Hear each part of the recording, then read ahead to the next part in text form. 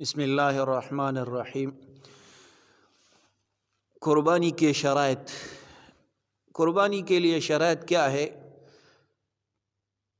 تو سب سے پہلے ہم بتائیں گے مسلمان ہونا غیر مسلم پر قربانی واجب نہیں ہے، مقیم ہونا مسافر پر قربانی واجب نہیں ہے، لہذا مسافر، حاجی، سفر، مکہ وغیرہ میں 15 دن سے کم قیام کرنے والے پر حج میں دم شکر کے علاوہ قربانی نہیں ہے۔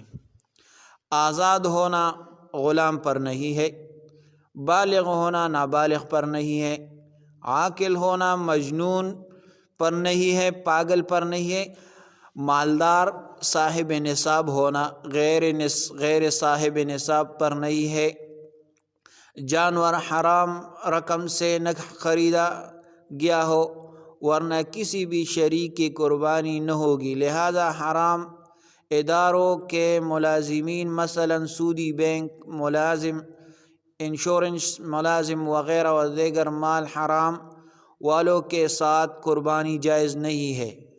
البتہ اگر ایسے لوگ کہیں سے قربانی کے لیے حلال رقم کا بندوبست کر لے تو پھر کوئی حرج نہیں ہے۔ یہ قربانی کے شرائط ہیں، یہ سن لے، ٹھیک ہے؟ جزاکم اللہ۔